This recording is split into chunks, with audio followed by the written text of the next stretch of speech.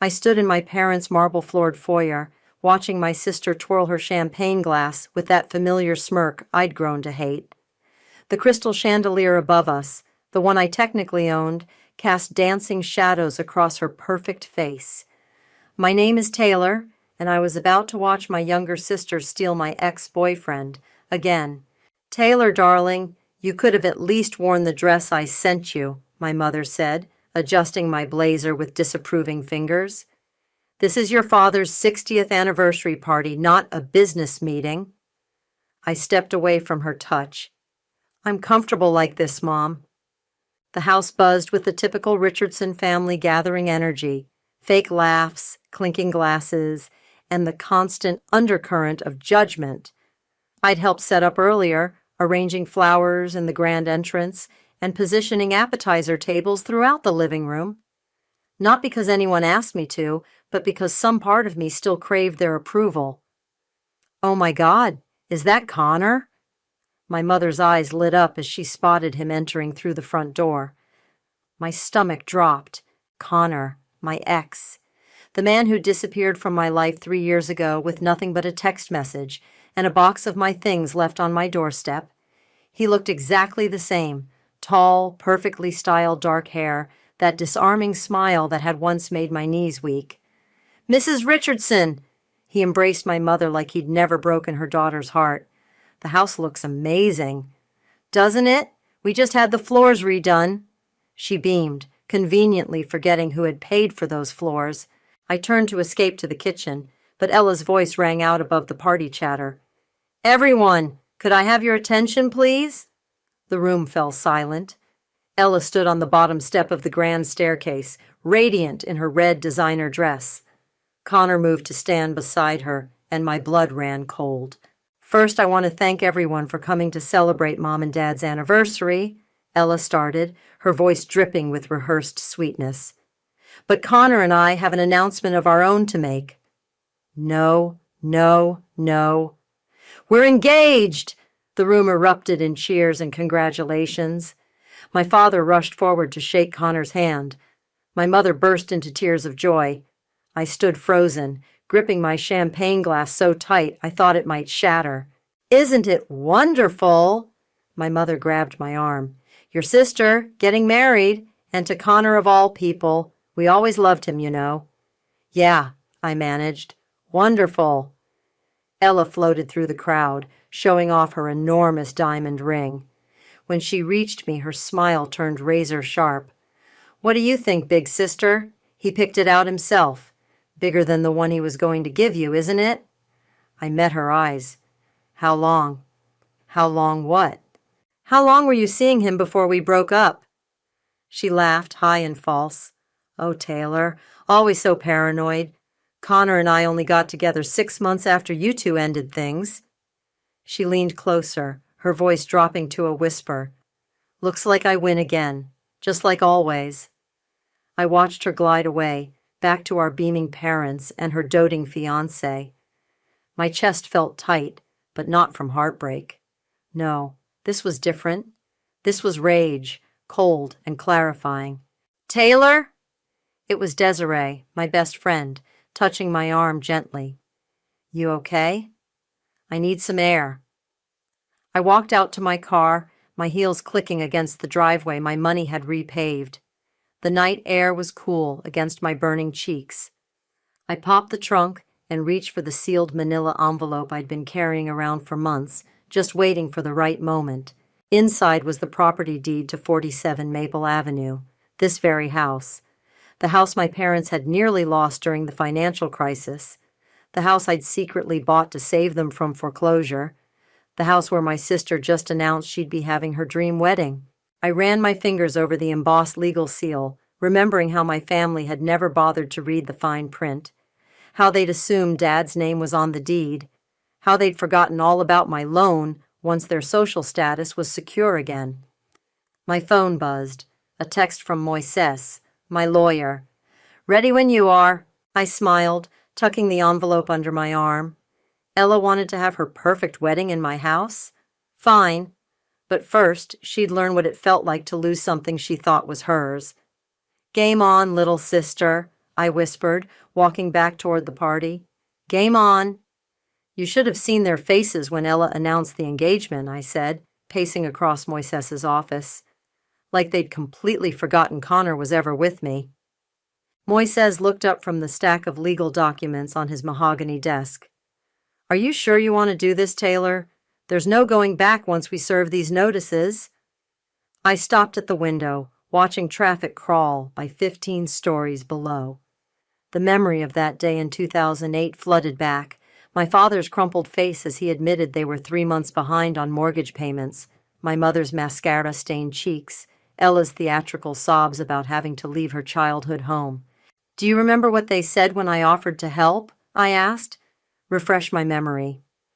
My mother said, "Oh, sweetie, this is grown-up business." I was 23, had just closed my first major real estate deal, and they still treated me like a child. I turned back to face him. Then I bought their house outright, and they never even read the paperwork, because they assumed your father's name would be on the deed, Moises finished, nodding. He'd been there after all. Had watched me sign the papers making me the sole owner of 47 Maple Avenue. My phone buzzed, a text from Desiree. Girl, Ella's already posting wedding venue pics of your house. Show me, I said when I called her back, putting her on speaker. Instagram, she's calling it the Richardson Family Estate and talking about her perfect garden wedding next spring. Moises raised an eyebrow as I pulled up the posts. There was Ella, posing in front of my rose garden, Connor's arm around her waist. The caption read, "Where it all began, can't wait to say, I do, at my family home." The audacity, I muttered. Taylor. Desiree's voice was gentle through the speaker. Are you doing this for justice or revenge? I stared at the photo. Does it matter? It matters to you. I know you. Moises slid a document across his desk. Speaking of the wedding, they've already filed for event permits, listed your father as the property owner. Of course they did. I picked up the paper, scanning the details. They're planning for 300 guests, in my house, without asking me. That's fraud, Moises said simply. Can we use that? He nodded. Already drafted a cease and desist, but Taylor, there's something else you should see. He pulled up an email on his computer. Connor's been making inquiries about property rights, specifically about challenging old deed transfers. My stomach clenched. You think he knows? I think he's suspicious. The timing's interesting. Right after getting engaged to Ella, he starts digging into property law. My phone buzzed again. My mother this time. I let it go to voicemail. Play it, Desiree said, still on speaker. I want to hear this. I hit play. Taylor, darling, we're meeting with the wedding planner tomorrow at the house. I know you're busy with your little real estate thing, but do try to make it. Ella wants to discuss the renovation plans for the kitchen. The countertops simply won't do for the reception. I ended the message. My little real estate thing. That's rich, coming from someone living in a house I bought. Taylor! Desiree's voice was firm. Promise me something. What? Promise you won't let this consume you. I've watched you spend years trying to prove yourself to them. Maybe it's time to just let go. I picked up the trespassing notices Moises had prepared. I am letting go. Of them, of their control, of every backhanded compliment and dismissive comment. By throwing them out of their home? My home, I corrected. And yes, sometimes karma needs a little push. Moises cleared his throat. There's one more thing. He handed me another document. Connor and Ella have already put down deposits with vendors, using your address as collateral. I felt a cold smile spread across my face. Perfect. Let them spend their money. Let them plan their dream wedding. Let them think they have control. And then? Desiree asked. And then I show them what it feels like to lose everything they thought was theirs. I gathered the papers into my briefcase, just like they did to me. Moises stood, straightening his tie. I'll have everything ready by Friday. Just say the word. As I walked to my car, another text came through, from Ella. Meeting wedding planner tomorrow at 2. Don't be late this time, and wear something nice for once. I typed back, wouldn't miss it for the world. Because sometimes the best revenge isn't served cold. Sometimes it's served with a smile and a property deed. I arrived at the house early, before the wedding planner. Ella was already there, arranging flower samples on my dining room table like she owned the place. "You're late," she said without looking up. "Actually, I'm early." I set my coffee down. "We need to talk." "About what? Your outfit? Because honestly, Taylor, would it kill you to wear a dress once in—" "About Connor." That got her attention. She straightened, crossing her arms. "There's nothing to talk about. He chose me." "Did he choose you, or did you choose him?" "Oh my God," she rolled her eyes. "Are you still bitter about that? It was 3 years ago." I pulled out a chair and sat down. "Remember my high school graduation, when you took credit for my valedictorian speech? What does that have to do with anything? Or that time you stole my prom dress and told Mom I was the one who ruined yours?" Ella's perfectly manicured fingers drummed against the table. "Ancient history." "Is it? Because it seems like you're still playing the same games." I leaned forward. "Tell me something. Did you know about the house?" A flicker of confusion crossed her face. "What about it?" "Who owns it?" She waved dismissively. "Dad, obviously. Why are you being weird?" The doorbell rang before I could respond. My mother burst in, followed by an elegant woman carrying a tablet. "Taylor! You actually came!" Mom's surprise was barely concealed. "And look, you're not wearing black for once." The wedding planner introduced herself as Marina and immediately began spreading magazines across my table. "Now, I've been thinking about the layout, the ceremony in the garden, cocktail hour on the terrace, and the reception flowing through the main floor. We'll need to update those awful kitchen counters," my mother interjected, "and that chandelier in the foyer. It's not quite right for photos." "The chandelier stays," I said quietly. "Don't be difficult, Taylor," Ella sighed. "This is my wedding. In my house." 3 heads turned to stare at me. "What did you say?" my mother asked. But before I could respond, the front door opened again. My godmother Esther walked in, her timing impeccable as always. "Hope I'm not interrupting," she said, taking in the scene. "Taylor, could I borrow you for a moment?" In the kitchen, Esther poured herself a glass of water. "I saw the legal notices on Moises's desk yesterday." "Are you here to talk me out of it?" She shook her head. "I'm here to remind you that karma works both ways, sweetheart. Make sure your actions come from justice, not hatred." From the dining room, I could hear Ella's voice rising. "And we'll need to clear out that ugly office upstairs for the bridal suite." "My office," I muttered. Esther touched my arm. "You were always the strong one, you know, even as a little girl. When Ella would break her toys, you'd give her yours just to keep the peace." "Not anymore." "No," she agreed, "not anymore." We returned to find my mother and Ella deep in renovation plans. Marina was sketching something on her tablet. "Oh, good," my mother said. "Taylor, we need you to clear out your things from the upstairs office by next week. The contractors are coming to—" "No." "Excuse me?" I said no. I pulled out my phone and clicked on a photo of the property deed. No contractors, no renovations, no wedding. Ella snatched the phone. Her face went pale. "This has to be fake." "Check the county records," I said. "I've owned this house since 2008, when Dad was about to lose it to the bank, remember? When you all said I couldn't possibly understand grown-up business?" My mother's hand flew to her throat. But Arthur said, "Dad never read the paperwork. None of you did. You just assumed." Marina cleared her throat awkwardly. "Perhaps I should come back another time." "No need," I said. "There won't be a wedding here." Ella's face twisted into something ugly. "You can't do this to me. Like you couldn't date Connor? Like you couldn't steal my work, my clothes, my achievements all these years?" "You're just jealous," she spat, because I'm getting everything you wanted. I laughed, and the sound surprised even me. No, Ella, I'm getting everything I wanted, starting with my house back. Taylor, my mother pleaded, be reasonable. This is your sister's special day.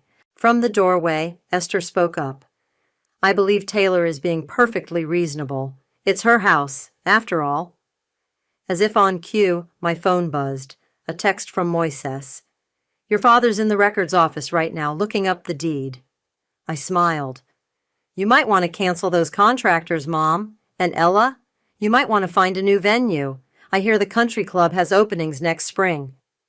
The look of dawning horror on their faces was better than any revenge I could have planned. The engagement party invitations arrived in my mailbox 3 days later. Thick cream cardstock with gold foil lettering, featuring a photo of my house as the backdrop. I had to admire their nerve. They're still going ahead with it, I told Desiree over lunch. Like I never said anything. Classic denial, she said, stabbing at her salad. Your mom called me this morning, by the way, wanted me to talk some sense into you. My phone lit up with a text from Moises. Trespass notices ready. Want me to serve them? Not yet, I typed back. Let them dig the hole deeper. I drove to the house that afternoon, knowing my parents would be at their country club lunch, but as I pulled into the driveway, I spotted an unfamiliar car. Through the front windows, I could see people moving around inside. Using my key, I walked in to find a woman with a clipboard directing 2 assistants who were measuring my living room windows. Excuse me, I said. What's going on here? Oh? The woman brightened. You must be Taylor. I'm Rebecca, the wedding coordinator. Your sister mentioned you might stop by. We're just getting measurements for the draping. I crossed my arms. Did my sister mention she doesn't own this house? Rebecca's smile faltered. I'm working directly with your parents. They signed all the contracts. Did they? I pulled out my phone and dialed Moises. Hey, can you email me those trespass notice templates? I have someone here who needs one. Rebecca's face went white. She quickly gathered her things, ushering her assistants out while mumbling apologies. After they left, I walked upstairs to check my office. The door was slightly ajar. I always kept it locked. Inside, the filing cabinet drawer was open, papers disturbed. Looking for something, Dad? My father jumped, turning from the cabinet with a guilty start. Taylor, I was just going through my private files. I walked over and shut the drawer. Looking for the deed, perhaps? He straightened his shoulders, trying to regain authority. This is my house. I have every right. No, I cut him off. It's not your house. Hasn't been since 2008. Remember that day, Dad, when you sat at our kitchen table crying because you'd lost everything? I paid you back. No, you didn't. You gave me a fraction of what I spent and then pretended the whole thing never happened, just like you always do when I help this family. He sank into my office chair, suddenly looking old. Why didn't you tell us? Would it have mattered? Would you have treated me any differently? I gestured around the room. You all just took and took, never once thinking about who was giving. We're your family. Family? I laughed. Family doesn't let their daughter pay their mortgage and then pretend it never happened. Family doesn't watch their youngest steal from their oldest and call it healthy competition. Family doesn't... My phone buzzed. A text from Ella. Where are you? The wedding planner just called in tears. What did you do? Your sister loves this house, my father said quietly. No, she loves winning. There's a difference. Another buzz. This time from Connor. Can we talk? Privately? I showed my father the phone. Interesting timing, don't you think? Connor wanting to talk right after you're caught searching for property documents? He had the grace to look ashamed. He might have mentioned something about legal options. Of course he did. I walked to the door. I want you out of my office. In fact, I want you out of my house. Now. Taylor, please.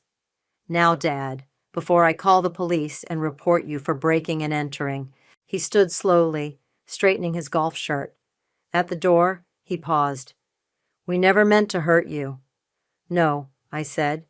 "You just never thought about me at all."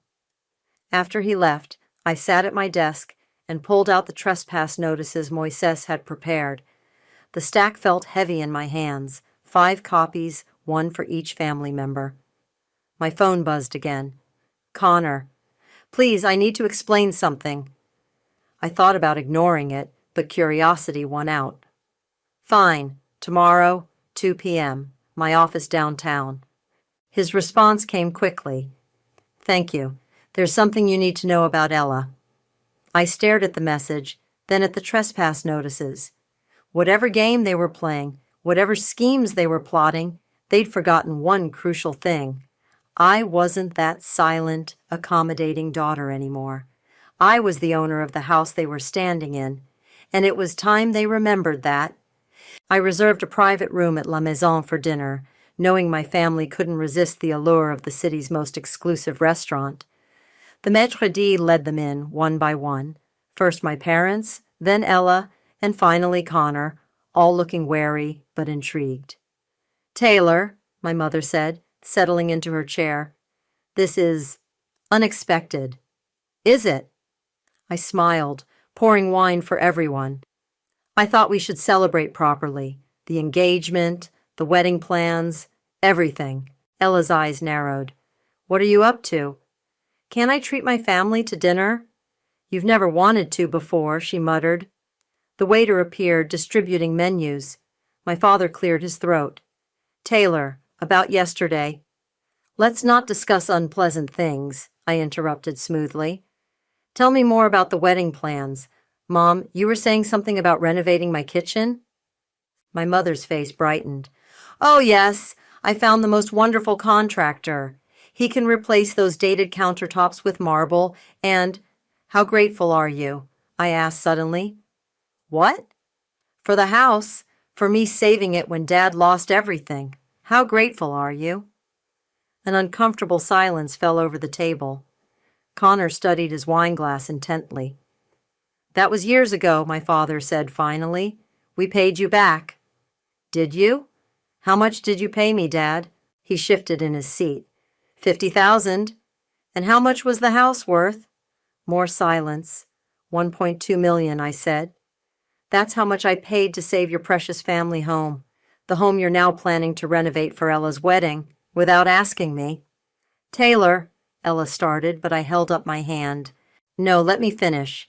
You all seem to have forgotten something important." I reached into my bag and pulled out the deed, placing it on the table. "This house, it's mine, legally, completely, and I'm done watching you treat me, like an afterthought."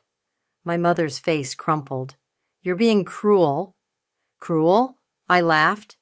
"Cruel is watching your sister date your ex-boyfriend and saying nothing. Cruel is letting your parents dismiss your success while living in the house you bought them." "I knew it," Ella spat. "This is about Connor." "No," I said quietly. "This is about all of it. Every time you stole my moment. Every time Mom and Dad looked the other way. Every time I swallowed my pride and helped anyway." I pulled out the trespass notices next. 5 copies, formally printed on legal letterhead. "What are those?" my father asked, though his face suggested he already knew. "Exactly what they look like. You have 30 days to vacate my property." "You can't do this!" Ella shrieked, drawing looks from nearby diners. "I can. I am." Connor spoke for the first time. "Taylor, please, can we talk about this privately?" "Why? So you can try to manipulate me again? That's what this is all about, isn't it? You figured out I owned the house, so you and Ella cooked up this engagement to—" "I never stopped loving you," he blurted out. The table fell silent. Ella's face went from red to white. "What did you say?" she whispered. Connor looked miserable. I made a mistake. Taylor, I've been trying to tell you—" "Shut up," Ella hissed. "Just shut up." "Is that why you were asking about property laws?" I asked him. Planning to win me back and get the house in the divorce? My mother stood abruptly. This is ridiculous. Taylor, you're tearing this family apart. No, Mom, you did that years ago. I'm just finally doing something about it. Ella threw her napkin down. You want the truth? Fine. I knew about the house. I found the paperwork months ago. And yes, I got engaged to Connor to spite you. Because you always have to be so perfect, so successful, so above it all. Ella, my father warned, but she was on a roll. You think you're better than us with your real estate empire and your perfect life? At least I know how to make people love me. I stood slowly, gathering my things.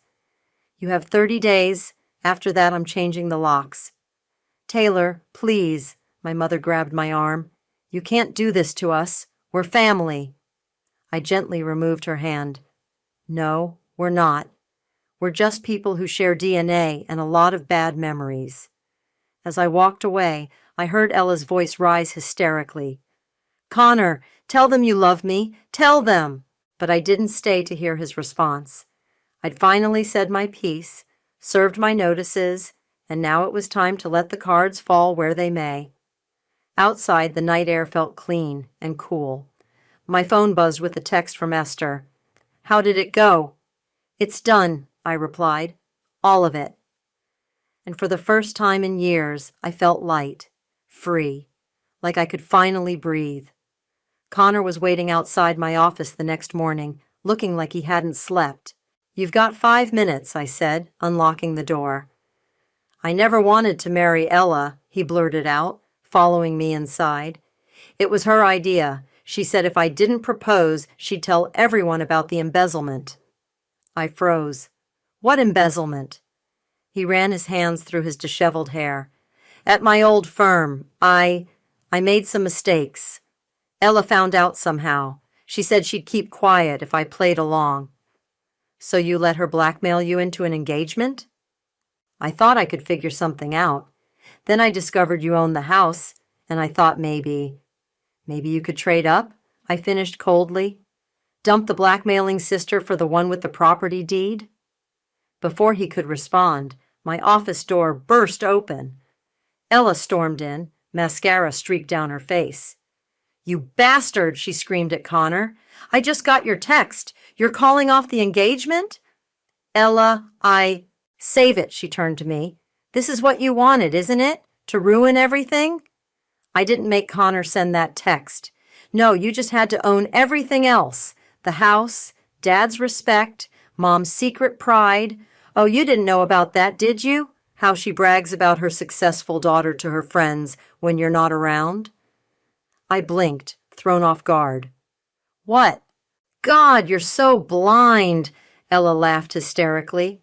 You think I wanted Connor? I wanted what you had. The independence, the power, the way people respect you instead of just calling you pretty. So you tried to steal my ex-boyfriend? I tried to steal your life, but it never works. Nothing I do ever measures up to perfect Taylor. Connor tried to edge toward the door, but Ella blocked his path. And you couldn't even pretend to love me properly. Always looking at her, always comparing me to her. Ella, I said quietly, why didn't you just talk to me? Talk to you? She whirled around. Like you talked to us about owning the house? Like you talked to me when I was struggling after college? You just disappeared into your perfect career, leaving me in your shadow. I disappeared because you made my life hell.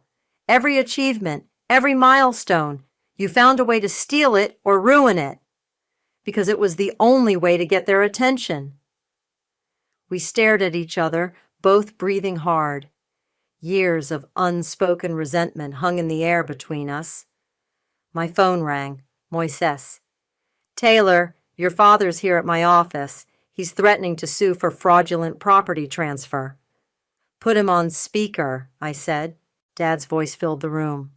Taylor, if you don't stop this madness right now, You'll what, Dad? I interrupted.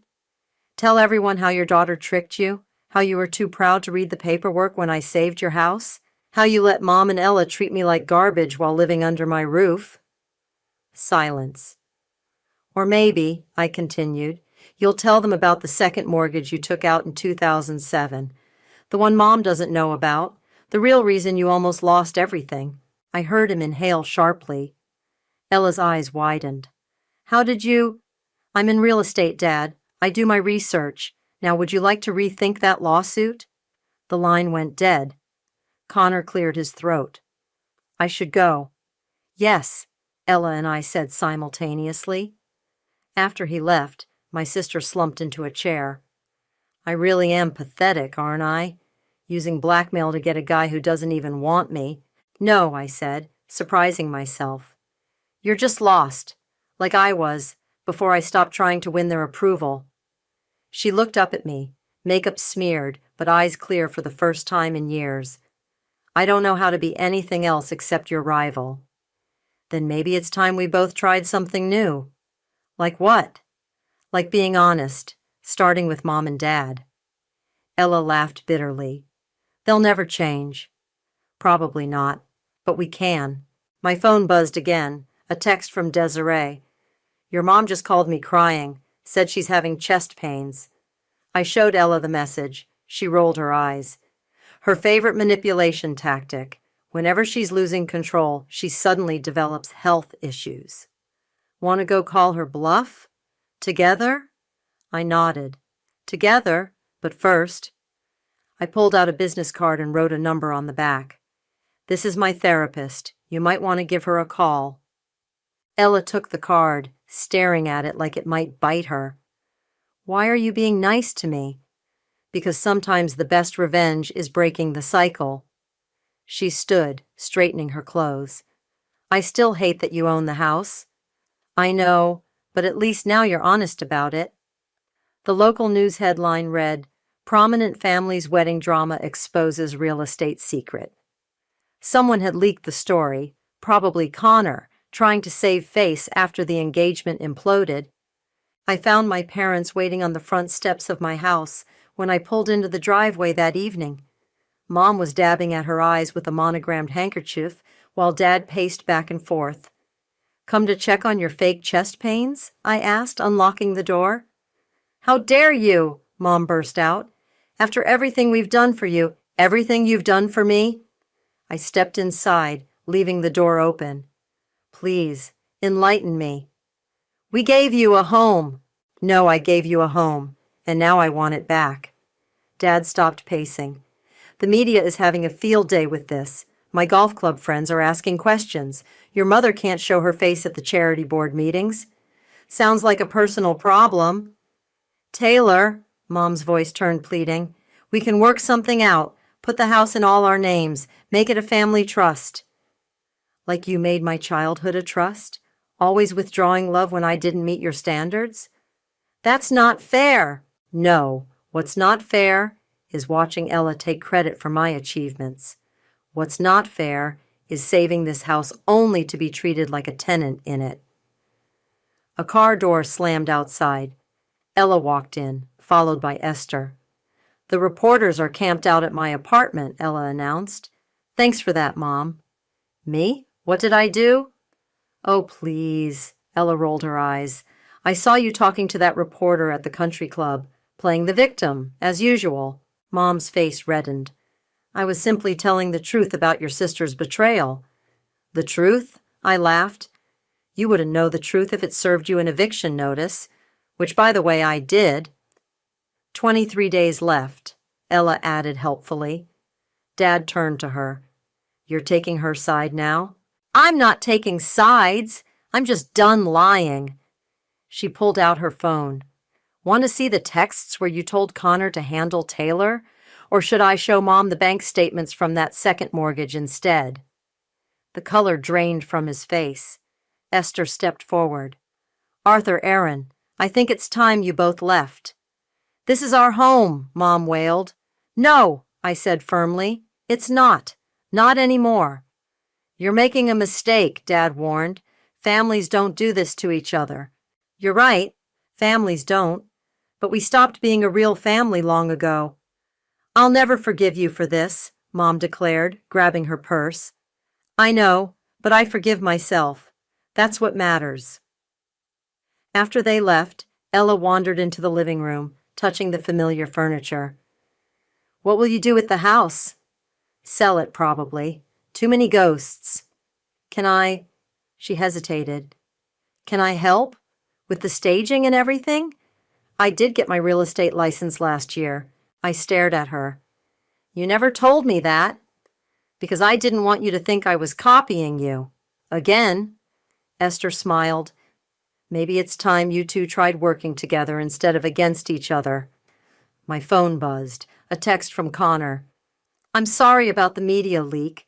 Your father threatened to expose my embezzlement if I didn't try to help them keep the house." I showed it to Ella. She snorted. "Wow, Dad's really going for broke, isn't he?" "Speaking of broke," I said, "where are they going to live?" "Mom's sister has a guest house in Palm Springs. She already called them." Esther touched my arm. "Are you sure about selling?" I looked around the room at the family photos on the walls, carefully curated moments of fake happiness. Yes, this house was never really a home. It was a prison we built ourselves. "We could stage it together," Ella suggested. "Make it look nothing like it does now. Turn it into something new." I studied my sister's face, seeing something I'd never noticed before. Hope. Not manipulation, not competition, just simple hope. "Okay," I said, "but on one condition." "What?" "We both go to therapy, separately and together. If we're going to try being real sisters, we need to deal with all of this." She nodded slowly. "Deal, but I get to choose the new paint colors." "Don't push it." Esther laughed. "Baby steps, girls, baby steps." Outside, a camera flash went off, another reporter trying to get the scoop. But for once, I didn't care about the exposure. Let them write their stories. Let them pick sides.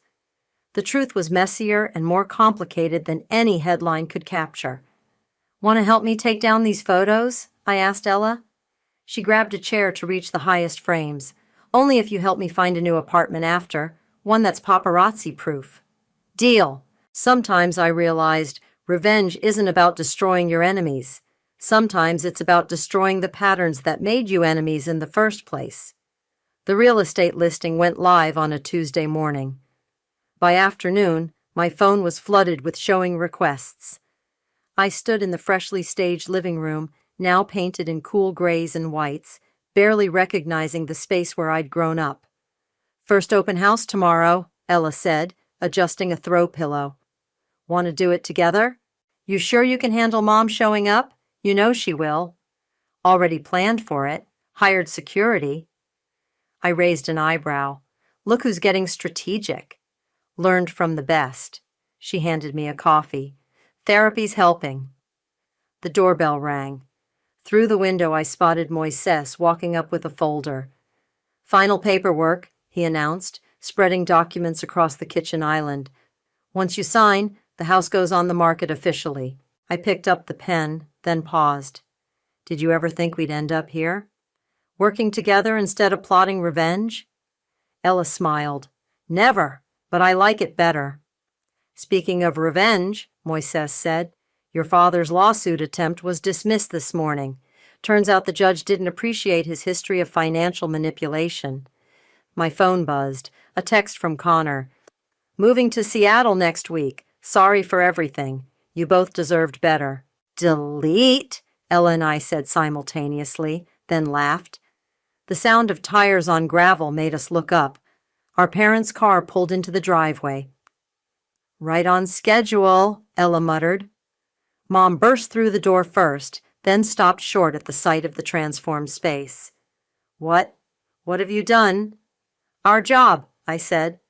"The house goes on the market tomorrow." Dad followed her in, looking older than ever. "Taylor, please. This home has been in our family for—" "Save it," Ella cut in. "We're not doing this again." "We?" Mom's eyes narrowed. "So you've turned against us too?" "No, Mom. I've turned toward the truth. Finally." Desiree appeared in the doorway behind them. Security called, said you might need backup. "We're fine," I assured her. "Our parents were just leaving." This isn't over, Dad warned. Actually, it is. I signed the listing agreement with a flourish. The house will sell, you'll stay with Aunt Margaret, and we'll all move on with our lives. And what about family? Mom demanded. Family? Ella laughed. You mean the performance we put on for the neighbors? The roles you assigned us? I was the pretty one. Taylor was the disappointment. And you were the perfect parents? We gave you everything. No, I said quietly. You gave us trauma disguised as love, but we're choosing something different now. Together, Ella added. Mom's face crumpled. For a moment, I saw something real crack through her perfect mask. Grief, maybe, or recognition. I don't know how to be different, she whispered. That's not our problem anymore, I told her gently. But there's a great therapist on 5th Street if you're interested. Dad put his arm around her. Come on, Erin, let's go. After they left, Desiree whistled low. Well, that was almost civil. Almost, Ella agreed. Think they'll ever change? Doesn't matter, I said, gathering the signed papers. We did. My phone lit up with another showing request. This time it was from a young family with 3 kids. The message mentioned looking for a fresh start. Perfect buyers, Ella said, reading over my shoulder. This place needs new memories. Speaking of which, I pulled out a small box from my bag. Found these while packing. Inside were photos, real ones, not the staged portraits on the walls. Ella and me building sandcastles, playing in the sprinklers, moments before the competition and resentment took over. We could have been good sisters all along, Ella said softly. We can be now. Moises cleared his throat. Need anything else before I file these? I looked around the room one last time. The house that had held so many secrets, so much pain, so many false versions of ourselves. It felt lighter now. Ready for someone else's story? No, I said. We're good. Ella linked her arm through mine. Want to grab lunch? I found this new place downtown. They have terrible food, but excellent gossip potential. Sounds perfect. As we walked out, I didn't look back at the house. I didn't need to. The weight of it, of everything it represented, was finally lifting. Not because I'd won, but because I'd chosen to stop playing the game. Hey, Taylor, Ella said as we reached our cars. Yeah? Thanks for not giving up on me, I smiled. Thanks for finally showing up. Sometimes the best endings aren't about winning or losing. They're about finding the courage to write a new story all together,